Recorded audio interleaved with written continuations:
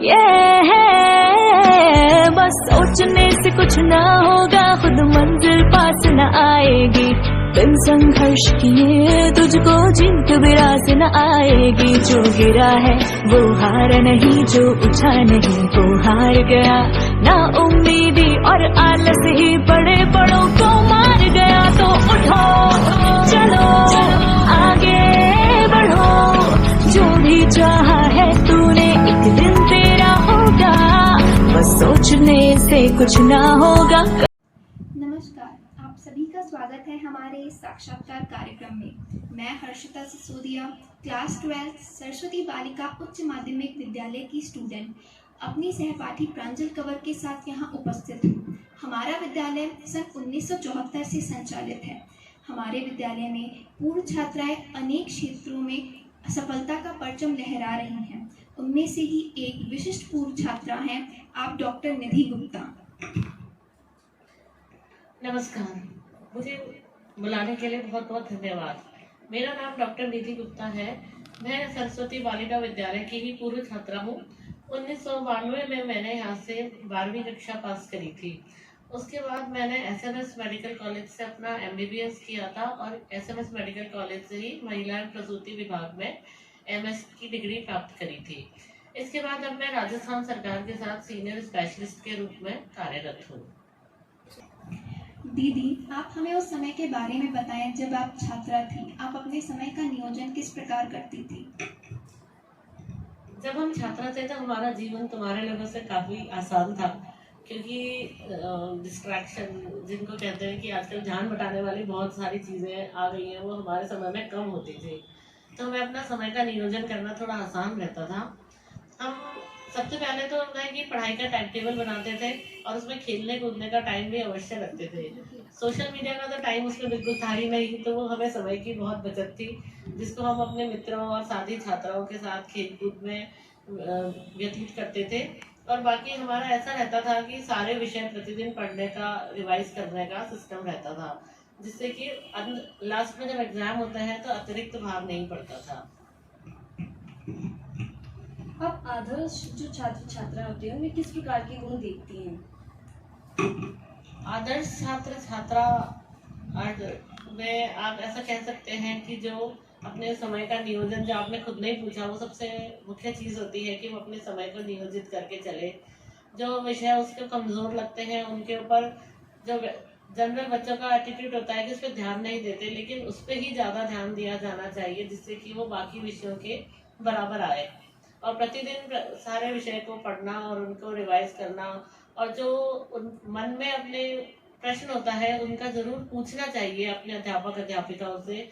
और ऐसा नहीं सोचना चाहिए कि एक छोटा प्रश्न है, कोई बात नहीं है, मुझे नहीं आता। तो जितना हम प्रश्न पूछते हैं उतना ही हम सीखते हैं। आगे बढ़ने के लिए जीवन में सबसे जरूरी चीज़ होती है कि जितने आप प्रश्न पूछोगे उतने उत्तर प्राप्त करोगे और उतना ही आप आगे बढ़ोगे। आपके पसंदीदा शिक्षक कौन थे? मैं आदर्श विद्या मंदिर में ही सिर्फ मैंने पढ़ाई करी है प्रारंभिक कक्षा से। मैंने शिशु कक्षा की पढ़ाई ही नहीं करी, मैंने प्रारंभिक कक्षा में ही प्रवेश लिया था और मैंने 12वीं भी यहीं से पास करी थी। तो जो मेरी प्रारंभिक कक्षा की मेरी कक्षा अध्यापिका थी पद्मा तनेजा दीदी, वो मेरी आज भी आदर्श है। मैंने राज्य के या देश के आप कहिए SMS मेडिकल कॉलेज से पढ़ाई करी है, लेकिन वहाँ पर भी बहुत अच्छे शिक्षक हैं, नामी शिक्षक हैं जो देश भर में नामी है, लेकिन मेरी आदर्श वही है। क्या आपकी अभी आज भी हम देख सकते हैं गुरु शिष्य का जो संबंध होता है वो बहुत अच्छा होता है, और आज वो जो इनकी गुरु हैं वो नहीं रही हैं, तो इस बात को ये सुनकर बहुत भाव विभोर हो गई है। और अब मैं आगे प्रश्न पूछती हूँ कि आपके जो मित्र थे उनके साथ अभी भी आपका कोई संबंध है? मेरा अपने सभी कक्षा के जो मित्र हैं आज भी उनके साथ बहुत अच्छा संबंध है। कुछ मेरी फ्रेंड्स ऐसी हैं जो प्रारंभिक कक्षा से और प्राथमिक कक्षा से मेरे साथ पढ़ी थी। अभी भी हम नियमित रूप से मिलते हैं और हमारा आपस में अभी भी बहुत अच्छा संबंध है। ये एक स्थायी संबंध है जो हम 45 वर्षों से आज भी निभा रहे हैं। अनेकों क्षेत्र है, परंतु आपने डॉक्टर बनने का ही क्यों सोचा? मुझे बचपन से ही चिकित्सक बनने का प्रेरणा थी मुझे परिवार से, कि समाज के लिए अगर हम कुछ अच्छा करना चाहते हैं तो उसके लिए शिक्षा और चिकित्सा दो क्षेत्र बहुत अच्छे होते हैं। हमारा परिवार है वो शिक्षक परिवार है, काफ़ी पीढ़ियों से हमारे घर में सब शिक्षक परिवार रहे हैं, तो मुझे शिक्षा में भी बहुत रुचि थी। लेकिन मुझे लगा थोड़ा सा अलग करके मैं चिकित्सा कार्य, जो ये भी एक नोबल प्रोफेशन है जिसके हम समाज से जुड़ सकते हैं और समाज के उन तबकों का भला कर सकते हैं जिनका कोई नहीं कर रहा है। और इसलिए मैंने फिर महिला एवं प्रसूति विभाग को चुना, क्योंकि इसमें जो महिलाएं आती हैं आदिवासी क्षेत्र की या बहुत गरीब क्षेत्र की, जिनमें शिक्षा का अभाव होता है, उन्हें पता ही नहीं होता कि उनके साथ क्या हो रहा है, तो उनकी हम हेल्प कर सकते हैं। तो ये इसलिए मैंने इसको चुना। आपने डॉक्टर की तैयारी कैसे की? पुराने समय में तो हमारा एक एग्जाम होता था, पीएमटी कहते थे उसे, तब तो तैयारी करना बहुत आसान होता था। अपने पास पुस्तकें होती थी, उन्हें पढ़ लो, रिवाइज कर लो, एग्जाम दे दो। ना कोचिंग सेंटर होते थे, ना कोटा वाला कुछ सीन था, अपने आप से ही स्वाध्याय, बस वही एक तरीका था, उसी से मैंने भी पढ़ाई करी है। आपके जो जीवन है उसमें कोई ऐसा क्षण आया हो जब आपको लगा हो कि मुझे अपने जीवन के साथ क्या करना चाहिए, तो आप इसके बारे में कुछ बताइए। ऐसा कोई विशिष्ट क्षण तो मुझे याद नहीं आता, लेकिन जब से मेडिकल प्रोफेशन में आए हैं और प्रैक्टिस करते हैं, ऐसा बहुत बार होता है कि कभी किसी का जीवन बचा रहे होते हैं, कभी पूरी कोशिश करने के बाद भी किसी को नहीं बचा पाते हैं, तो वो ऐसे कई क्षण होते हैं जो याद रह जाते हैं या हमें आगे बढ़ने में मदद करते हैं। कभी कभी बहुत किसी मरीज के साथ बहुत मेहनत करने के बाद भी हम उसे नहीं बचा पाते, तो उसके परिवार को देख के बड़ा दुख होता है। ऐसे लगता है कि इतनी मेहनत करी, हमें और आगे इस क्षेत्र में रिसर्च की ज़रूरत है जिससे कि इस तरह की घटनाएं रिपीट ना हो, या ऐसे लगता है कि कुछ सामाजिक सुधारों की ज़रूरत है जिससे कि इस तरह की स्थिति महिलाओं के सामने नहीं आए। आपकी सबसे बड़ी ताकत और कमजोरी क्या है?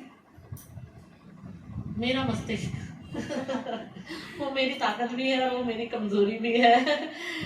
सबसे अगर हमें आगे बढ़ना है तो अपने मस्तिष्क को, जैसे अपने स्कूल में तो ध्यान योग और ये सब प्रार्थना वगैरह कराते हैं, जिसका मुझे आज भी फायदा होता है कि अपना स्थिरता बनाए रखने के लिए उसमें, और कठिन से कठिन क्षण में हम क्या निर्णय लेते हैं ये सबसे ज़रूरी होता है।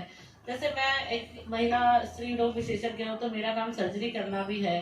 तो जब हम सर्जरी करते हैं तो हम अपनी रिपोर्ट्स जो हमें मिली है वो बाहर से, उसके आधार पे हम मरीज के सर्जरी करते हैं, उसका पेट खोलते हैं। पर कभी कभी रिपोर्ट बहुत गलत भी होती है, अंदर हम कुछ खोलते हैं तो कुछ अन्य सीन निकल के आता है। तो उस समय आपको एकदम स्थिर रहकर और ये निर्णय करना होता है कि क्या पेशेंट के हित में है और इस समय आपको निर्णय लेना चाहिए कि और किस तरह से सर्जरी करनी चाहिए। क्योंकि पेशेंट तो आपका एनेस्थीसिया के में बेहोश होता है, तो आप उससे सलाह भी नहीं ले सकते कि वो क्या चाहता है। तो मरीज के हित में क्या सबसे अच्छा है, और बहुत जल्दी त्वरित निर्णय लेना होता है वो, क्योंकि आप उसमें वहाँ पे सोच नहीं सकते। और दूसरा उसमें सबसे बड़ी चीज़ होती है कि आपने जो एक बार सर्जरी कर दी, मतलब काट दिया, तो उसको रिवर्स करने का आपके पास कोई तरीका नहीं होता। तो जो भी आपका निश्चय हो वो स्थिर दिमाग से लिए जाए, और जो एक बार ही लिए जाए, क्योंकि आप उनको बार बार बदल नहीं सकते, इसलिए आपके ये बहुत ज़रूरी होता है। तो अगर स्थिर मस्तिष्क नहीं होगा तो ये संभव नहीं हो पाएगा, क्योंकि आप मरीज का आपके लिए तो आप ये सोचते हो कि एक मरीज है, लेकिन किसी का वो पूरा परिवार होता है, उसके परिवार पूरा उसके ऊपर आधारित होता है, तो वो उसके अपने परिवार के लिए बहुत इम्पोर्टेंट होता है। इसलिए उसके एक एक मरीज के लिए ध्यान से करना पड़ता है। तो जो मस्तिष्क होता है वही सबसे इम्पोर्टेंट होता है, वही हमारी सबसे बड़ी ताकत होती है कि कठिन से कठिन परिस्थिति में बाहर निकालने के लिए वही इम्पोर्टेंट है। आप एक चिकित्सा अधिकारी हैं, तो आपके जीवन में सामान्यतः चुनौतियाँ आती होंगी, तो आप कुछ चुनौतियाँ बताएं। बहुत सारी परिस्थितियाँ ऐसी आती हैं जब हमें लगता है कि हमारे पास और पावर होती कुछ करने के लिए समाज के लिए, क्योंकि हमारे समाज में अशिक्षा, कुरीतियाँ, कुछ इस तरह की चीज़ें हैं जिनको समझ में नहीं आता किस तरह से दूर किया जाए। अशिक्षित महिला आती है, उसके पास 7 लड़कियां हैं, वो 8वां बच्चा पैदा कर रही है, क्यों? क्योंकि उसके घर वालों को, उसको खुद को एक बेटा चाहिए। क्या होने वाला है उस बेटे को पैदा करके? उसकी जान ही जाएगी और कुछ नहीं होगा। और जो उसके बच्चे हैं वो, उनका कौन देखभाल करेगा? पर इस बारे में ना समाज सोचता है, ना परिवार सोचता है। तो ऐसा मन करता है कि ना शिक्षा और कुरीतियों को दूर करने का हमारे पास भी कुछ हो। हम ज्यादा से ज्यादा मरीज को समझा सकते हैं, लेकिन हम उनके परिवार की मनस्थिति, मनोदशा नहीं बदल सकते। वो आप लोग जो बच्चे हो, अभी आप ये काम कर सकते हो कि आप छोटे हो, आप बड़े हो गए तो आपके साथ में जो अन्य परिवार है, आपकी कुछ फ्रेंड्स हैं जो इस तरह के परिवारों से आई हैं, आप अपने अध्यापिकाओं की मदद से उनका विचारों में परिवर्तन ला सकते हैं। एक तो अपने विद्यालय में जो सबसे अच्छी चीज है, और मैंने इतने सालों में कहीं नहीं देखी, कि वो अध्यापक अध्यापिकाएं अपने घर पर आते हैं। घर क्या बोलते हैं उसे, घर संपर्क, वो गृह संपर्क पे गृह संपर्क, वो सबसे अच्छी चीज होती है। उससे अब स्कूल में हमें पता लगता है कि बच्चा किस तरह के वातावरण से आ रहा है। तो अगर वो स्कूल टीचर को पता लग गया कि उनके घर में कुछ समस्या है, कुरीतियां हैं, तो वो उसको दूर करने में मदद कर सकता है। आप एक स्कूल में यूनिफॉर्म पहनकर आते हो, एक जैसा बैग, एक जैसा खाना लेकर आते हो, तो उसमें देखने से बाहर से किसी को कुछ भी नहीं पता लगता। लेकिन जब वो घर पर आते हैं तो फिर उस घर पे जो आपके पेरेंट्स से बात करते हैं, तो बहुत सारी चीजें सामने आ जाती है। ये एक ऐसी चीज है जो समाज के लिए बहुत उपयोगी है, और मुझे ऐसा लगता है कि इस चीज का अन्य स्कूलों में भी होना चाहिए ये, जिससे कि हम रूट लेवल पे बच्चों को, क्योंकि आपकी मनस्थिति कब बदलती है? जब आप बहुत छोटे होते हो, तभी आप उनके अंदर परिवर्तन ला सकते हो। बड़े होने के बाद आपके विचारों में एक दृढ़ता आ जाती है जिसको परिवर्तित करना बहुत मुश्किल होता है। तो ये एक जो शिक्षा के माध्यम से, स्कूलों के माध्यम से हम इसमें परिवर्तन ला सकते हैं, इसका मुझे बहुत महसूस होता है कि ये एक चुनौती है जो हमारे समाज में है, जिसको हमें जरूर दूर किया जाना चाहिए। ऐसी कोई शिक्षक या घटना जिसने आपको सफलता की राह पर आगे बढ़ाया? मेरे सारे ही शिक्षक जो थे वो सभी बहुत ही प्रेरणादायी थे। सभी ने मुझे प्रेरणा दी कि मैं आगे बढ़ूं और मेहनत करके अपना और स्कूल का, समाज का नाम रोशन करूं। इसलिए सभी, मुझे तो लगता है कि मेरी लाइफ में सबने अपना अपना पार्ट प्ले किया है, और सबका ही बहुत ही इंस्पिरेशनल और पॉजिटिव एटीट्यूड रहा है मेरे साथ लाइफ में। तो मैं तो अपने स्कूल के लिए बहुत आभारी हूँ कि स्कूल ने मुझे वो प्लेटफॉर्म दिया है।